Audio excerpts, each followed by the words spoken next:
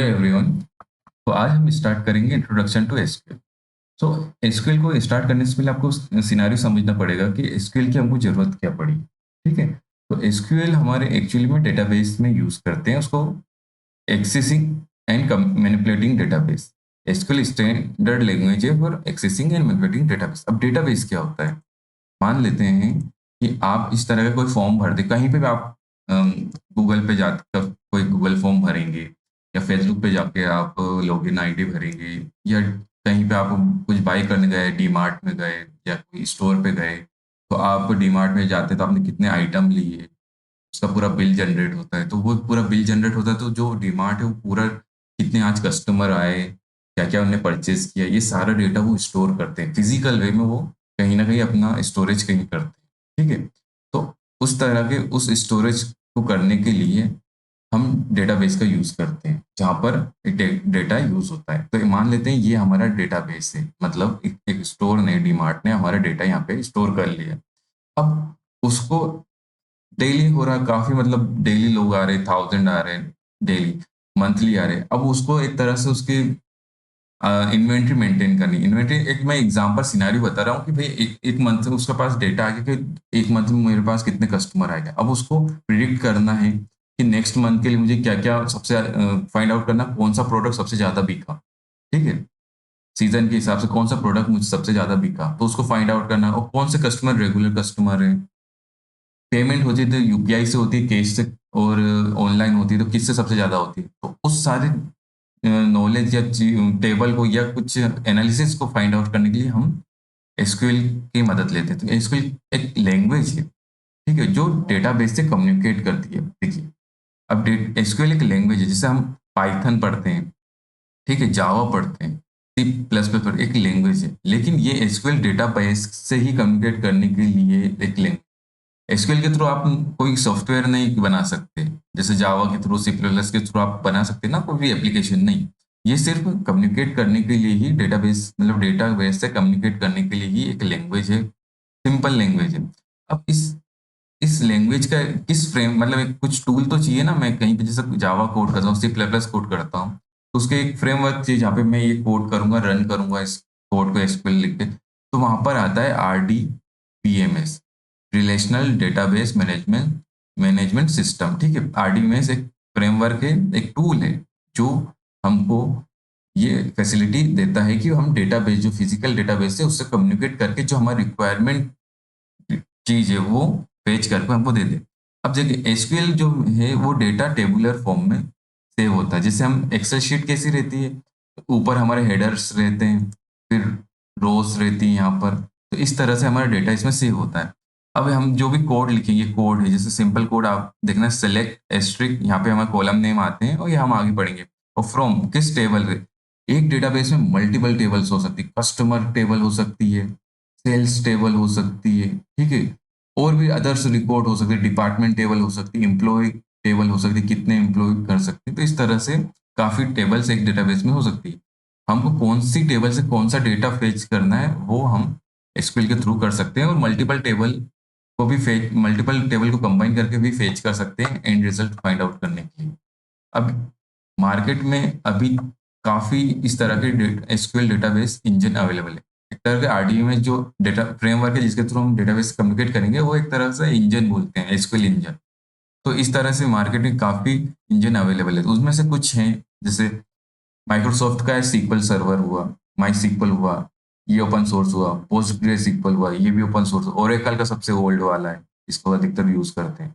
IBM का हुआ। तो मार्केट में इसमें मतलब काफी काफी ऐसे एसक्यूएल इंजन अवेलेबल है, जिनके थ्रू आप एसक्यूएल कोड लिखकर आप डेटाबेस से कम्युनिकेट कर सकते हैं। और मोर ओवर, जो एसक्यूएल सिंटेक्स होते हैं वो सेम ही होते हैं, मतलब हर डेटाबेस में कुछ कुछ डिफरेंस होता है, लेकिन इतना डिफरेंस नहीं होता है। जो सिंटेक्स रहते हैं उस मैक्सिमम में 90 से 95% सेम होते हैं। सिंटेक्स थोड़ा बहुत डिफरेंस हो सकता है, वो भी हम आगे के लेक्चर में देखेंगे। अब हम यहाँ पर स्टार्ट करते हैं, ठीक है, थ्योरी पार्ट स्टार्ट करते हैं। आपको कोई भी कुछ डाउट हो तो आप कमेंट सेक्शन में मुझसे पूछ सकते हैं। तो SQL is a standard language for accessing manipulating databases. जो डेटाबेस है हमारा, जो फिजिकल स्टोरेज है उसको एक्सेस करना भी है, हमको एक्सेस उससे कुछ फेच करना टेबल और मैनिपुलेट भी करना है, या उसकी कॉलम नेम हमको चेंज करना, कोई रिकॉर्ड डिलीट करना, तो वो कर सकते हैं। What is SQL?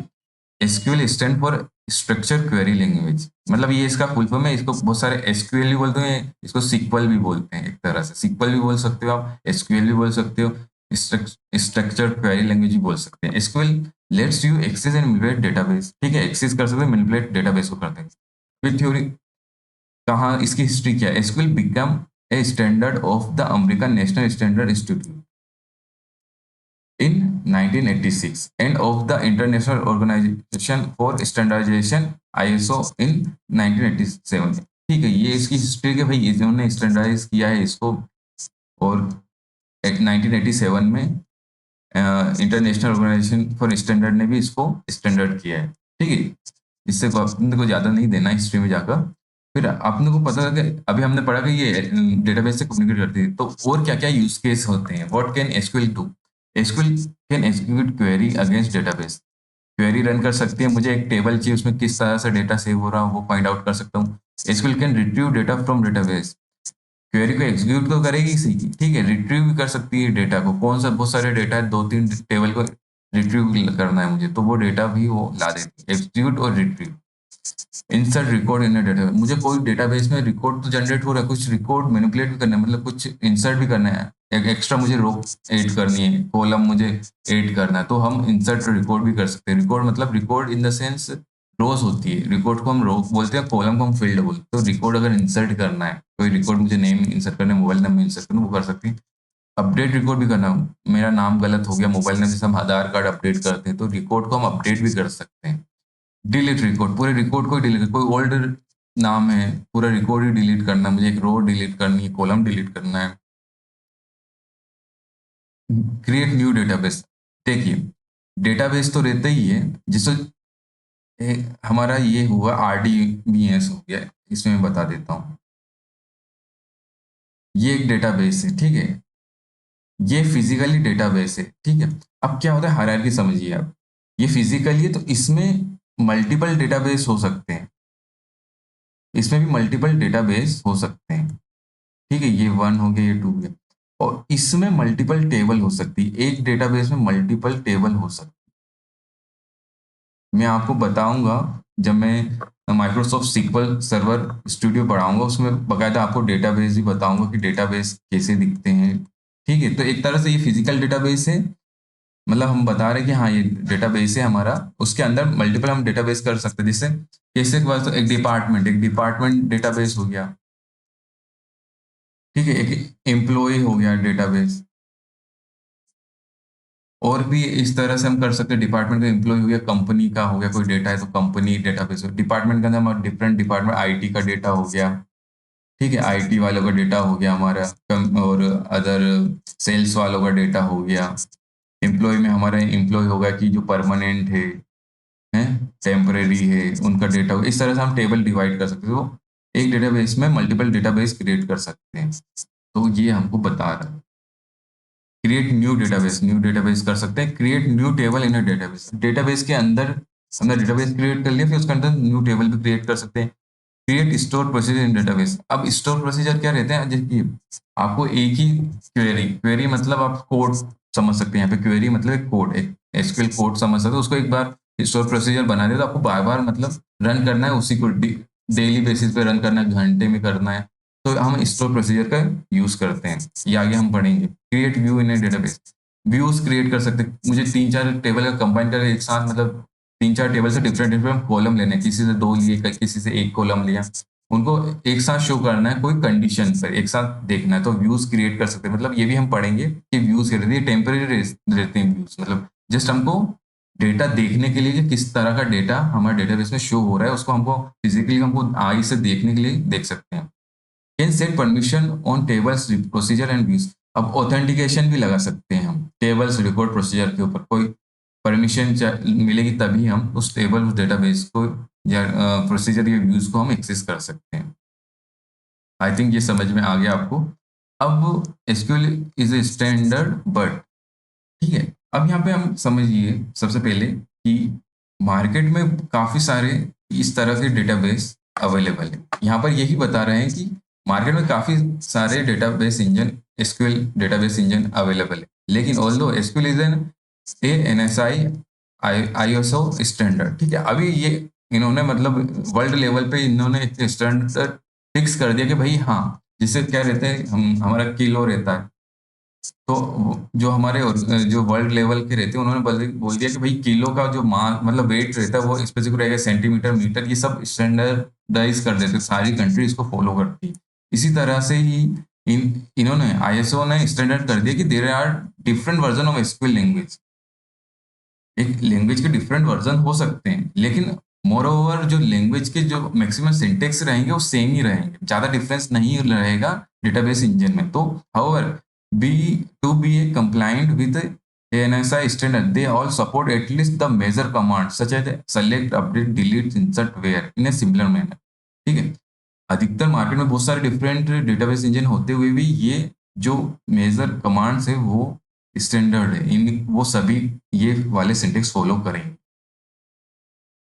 ठीक है। तो आप एसक्यूएल पढ़ेंगे तो मोर ओवर कुछ ही डिफरेंस हो सकता है, अगर कुछ डिफरेंस होगा तो आप उसको डायरेक्ट गूगल करके आप फाइंड आउट कर सकते हैं।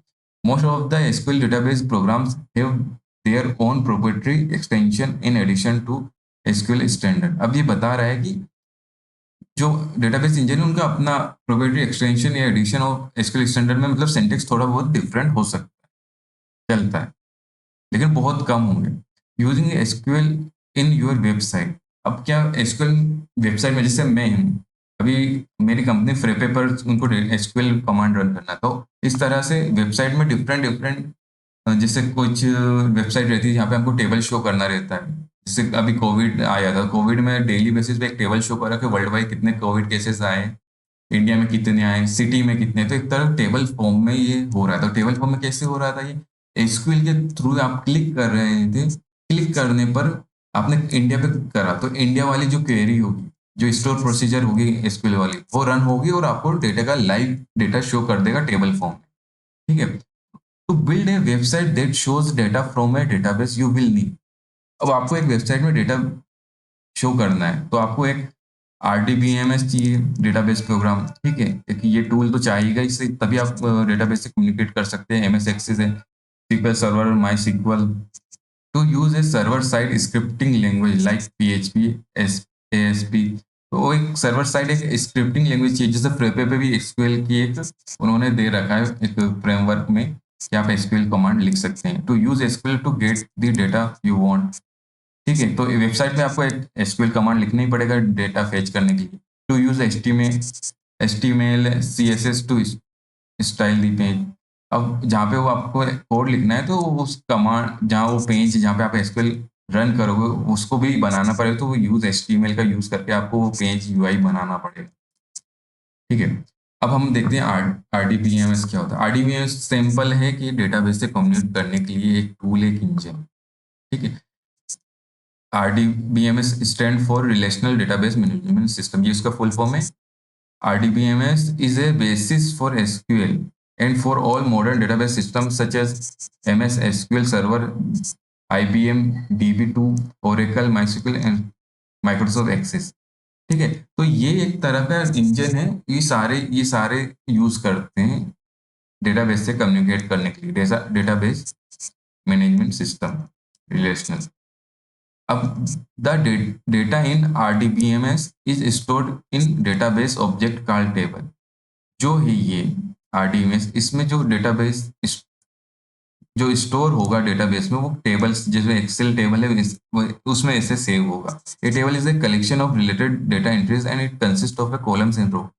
टेबल क्या होती है, सिंपल एक्सेल टेबल होती है, उसी तरह से इसमें जो रिलेटेड डेटा रहता है वो कॉलम और रोज में रहता है। रोज को हम फील्ड भी बोलते हैं और सॉरी, कॉलम्स को हम फील्ड बोलते हैं और रोज को हम रिकॉर्ड बोलते हैं। अब यहाँ पर हमको एक एग्जांपल देखते हैं। एक टेबल है हमारी कस्टमर टेबल। कस्टमर टेबल को हम रन करके देखते हैं। ये एक बेसिक सिंटेक्स आपको याद रखना है।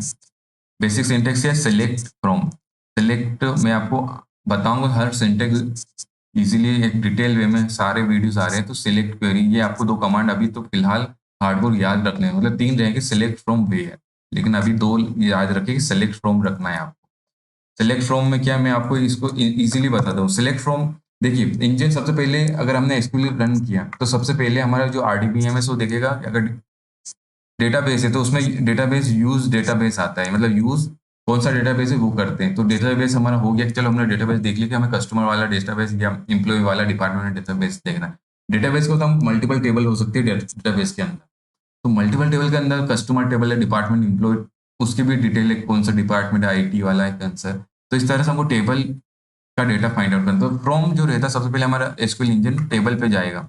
तो हमारे कस्टमर एक टेबल है, फ्रॉम मतलब फ्रॉम के बाद एक टेबल नेम आएगा, कस्टमर टेबल नेम है, ठीक है, ये टेबल नेम है कस्टमर। फिर फ्रॉम के बाद सिलेक्ट, एक्सट्रिक्ट मतलब सारे कॉलम, जिस टेबल में जितने कॉलम है वो पूरे पूरे मुझे ला के दे दो। अगर मैं इसको रन करूंगा अभी फिलहाल, तो ये टेबल कस्टमर टेबल हमको ला के दे दी है, ठीक है। अब एक्सट्रिक्ट में क्या हो, या तो मैं पूरे ये एक्सट्रिक्ट के सिलेक्ट के बाद पूरे कॉलम नेम आते हैं, कॉलम नेम, ठीक है, फील्ड नेम। या तो मैं एक्सट्रिक्ट कर दूं तो सारे नेम दे देगा, या मैं स्पेसिफाई कर दूं इन सारे के मुझे कौन सा नेम चाहिए। अब देखिए मैं यहाँ पे इसको कॉपी करके एक्सट्रिक्ट हटा देता हूँ, तो यहाँ पे सिर्फ कॉलम नेम दे देता हूँ। इसको मैं हटा के ये दे दिया। अभी वो यहाँ पर देखिए, यहाँ पे कोमा देना जरूरी है, तभी हम इसके लिए स्टैंडर्ड प्रोसीजर है कि इसको फॉलो करना है। अब मैं इसको अभी कितने आ रहे हैं, कितने कॉलम आ रहे हैं यहाँ पे, कितनी फील्ड आ रहे हैं, 1 2 3 4 5 6 7, ठीक है। कंट्री पोस्टकोड सिटी तक आ रही है। अब मैं इसको रन करूँ तो तीन ही मैंने सिलेक्ट के बाद मैंने सिर्फ तीन ही टेबल कॉलम नेम दिए, फील्ड नेम, ठीक है, कस्टमर टेबल से तो तीन ही फील्ड आएगी। ये देखिए, customer ID, customer name, customer table, देखिए।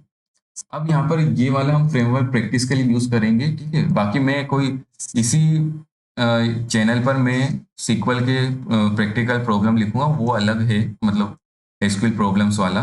इसमें हम सिर्फ जो बेसिक समझने के लिए ही मैं इस फ्रेमवर्क का यूज करूंगा, ठीक है। ये सिर्फ इस पे दी गई है। हम मैं जो मेन प्रैक्टिस करेंगे, प्रैक्टिकल करेंगे, वो सीक्वल सर्वर मैनेजमेंट स्टूडियो करेंगे। तो इस फ्रेमवर्क को थोड़ा समझ लेते हैं। इस फ्रेमवर्क में ये यहाँ पे टेबल दे रखी है, टेबल है, कस्टमर टेबल, कैटेगरीज है, एम्प्लॉइज है, ऑर्डर डिटेल्स, ये टेबल्स है, ठीक है। और ये उनके अंदर रिकॉर्ड्स या रोज नंबर है। कस्टमर से 91 है, देखिए यहाँ पे 91 रिकॉर्ड आए हैं यहाँ पर, तो ये 91 तक है यहाँ। तो आपको ये समझ में आ गया कि फ्रॉम के बाद हमको टेबल नेम, अब मैं यहाँ पे यहीं पे और कौन सी टेबल देखिए आप, ऑर्डर्स की है। यहाँ पे मैं ऑर्डर्स लिख देता हूँ, यहाँ पर मैं ऑर्डर्स लिख देता हूँ, और ठीक है। और ये मैं सिलेक्ट के बाद यहाँ पे कॉलम नेम देते हैं, कॉलम नेम फील्ड, यहाँ पे मैं स्ट्रिक कर देता हूँ और इसको रन करता हूँ। यहाँ पर अब पहले कस्टमर टेबल आ गया था, अब ऑर्डर टेबल है, ये ऑर्डर टेबल आ गया, ये देखिए 196 रिकॉर्ड है, order ID, customer ID, employee ID, order date क्या है। ये हमारा बेसिक सेलेक्ट फ्रॉम आपको याद रखना है आगे वाले लेक्चर के लिए। सेलेक्ट फ्रॉम, फ्रॉम में हमारा टेबल नेम आएगा, सेलेक्ट में हमारे कॉलम नेम आएगा। अगर पूरे कॉलम नेम चाहिए तो स्ट्रिक दे देना, ठीक है। और इन स्पेसिफिक कॉलम फील्ड ही चाहिए आपको, कॉलम चाहिए तो उसका नाम यहाँ पे लिख दो।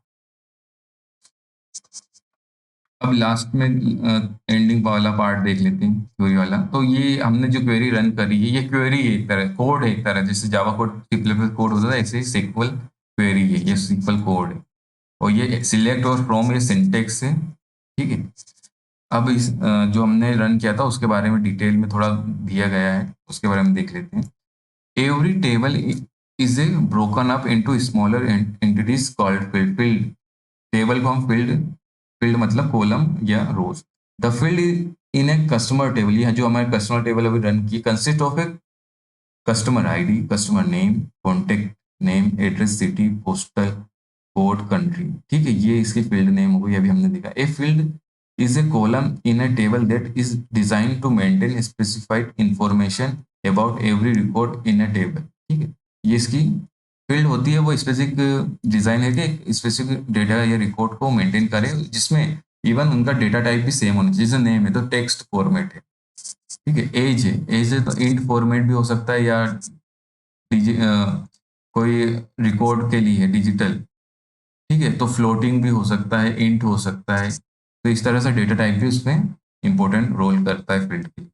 ए रिकॉर्ड, अब रिकॉर्ड बोला है, ऑल्सो कॉल्ड है रो, ठीक है। रो को हम रिकॉर्ड भी बोलते हैं। Is etch individual entry that exist in a table, etch individual जो एंट्री होती है, जैसी आई थिंक आपको पता ही होगा किस तरह से, जैसे ये टेबल है, हमारी टेबल है, सिंपल सी ये टेबल है, ये टेबल बनाई हुई है मैंने। तो यहाँ पे इस ऊपर की हेडिंग जो रहती है, कॉलम नेम आ जाते हैं यहाँ पे, कॉलम नेम, तो इनको कॉलम नेम बोलते हैं। ठीक है, तो कॉलम इतने को एक एक फील्ड बोल देते हैं, फील्ड में एंट्री नेम भी हो सकती है। फिर इसमें इस तरह से जाएंगे, मतलब ये हॉरिजॉन्टली तो एक रिकॉर्ड हो गया। ठीक है, वर्टिकली जाएंगे तो कॉलम फील्ड आएगी, और हॉरिजॉन्टली जाएंगे तो रिकॉर्ड आएगा। A record is a horizontal identity in the table. ठीक है, इसमें भी लिखा है कि रिकॉर्ड, जो रिकॉर्ड या रो वो horizontal identity entity in a table होती है। A column is a vertical entity in a table that contain all information associated with a specific field in a table। ठीक है, तो वर्टिकल हम जाते हैं, वर्टिकल तो वो फील्ड होती है या कॉलम होता है पूरा, उसमें जो रिकॉर्ड होते हैं।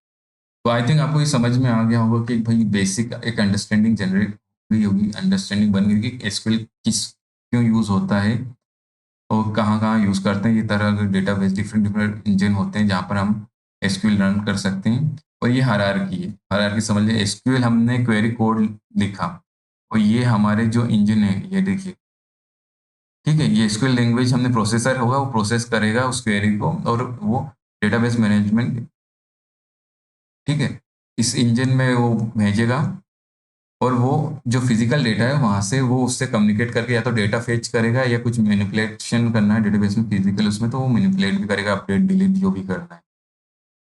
तो डेट आई थिंक ये हायरार्की आपको समझ में आ गई होगी, और आप इसको देख सकते हैं, इसको रीड कर सकते हैं, तो और अंडरस्टैंडिंग आपकी जन होगी। फिर इस सीरीज में हम पूरे सारे सिंटेक्स पढ़ेंगे कि और क्या क्या के सिंटेक्स रहते हैं। तो आप देख सकते हैं इसमें हम सारे अपकमिंग लेक्चर में आप पूरे ये सारे किस तरह से यूज होंगे सीक्वल में, वो आप देख सकते हैं। तो बने रहिए और देखते रहिए, प्रैक्टिस करिए, थोड़ा इसी के साथ प्रैक्टिस करिए, इस वेबसाइट पे प्रैक्टिस करिए, ताकि ये सिंटेक्स आपको याद रहे। तो thank you very much, see you soon in next lecture. Thank you.